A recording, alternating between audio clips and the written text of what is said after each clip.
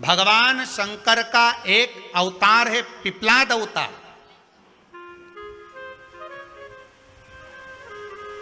पिपलाद अवतार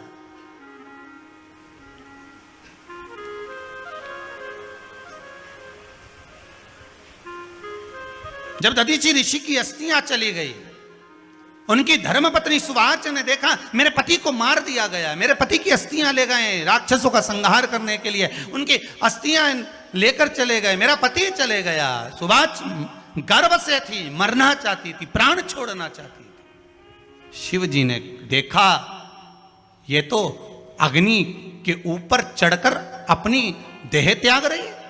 शंकर भगवान ने आकर कहा रुक जा सुवाच, रुको, तुम्हारे गर्भ में बच्चा है, तुम्हारे गर्भ में बच्चा है, वो बच्चा मर जाएगा।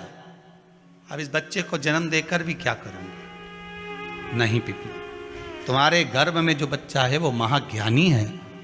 तुमने मुझसे प्रसाद के रूप में मांगा था, कहा था शिव जैसा पुत्र होना चाहिए, तो क्या तुम शंकर को नष्ट कर दोगे? मैं शंकर को जन्म दूंगी। सुवाच ने 2 पत्थर उठाए, अपने गर्भ पर मारना प्रारंभ करा। गर्भ पर मारा, बच्चे ने जन्म लिया। बच्चा 7 महीने का था। उस बच्चे को उठाकर पीपल के कोटर में रख दिया। पीपल की कोटर। एक गिलहरी पीपल के फल को लेकर आती थी, पिपलाद के मुंह में देती थी। शिव का एक अवतार, इसलिए शंकर का नाम ही पिपलेश्वर महादेव। शिव का एक अवतार पिपलाद के रूप में हुआ है।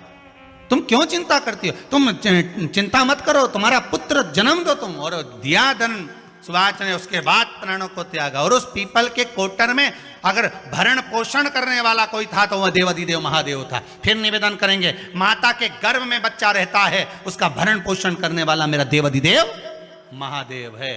अगर जन्म उसने दिया है तो मृत्यु भी वो देगा। अगर तुमको कुछ ज्ञान दिया है तो अच्छी जगह पर भी वही पहुंचाएगा। आप जो अभिलाषा लेकर आते हैं, बच्चे कहते हैं हमारी नौकरी नहीं है, सर्विस नहीं है, हम इस कॉलेज में पढ़ना चाहते हैं, हम इस जगह जाना चाहते हैं, हम इस पद पर जाना चाहते हैं, बस इतना याद रखना, तुम्हारा भाग्य बुरा नहीं होता। कभी भी याद रखना, संसार में जिसको भगवान ने जन्म दिया उसकी किस्मत कभी बेकार नहीं हो सकती। अगर भगवान तुम्हारी किस्मत बेकार होती तो जानवर बनाकर पैदा करता, इंसान बनाकर नहीं। किस्मत अच्छी थी इसलिए इंसान बनकर पैदा हुआ।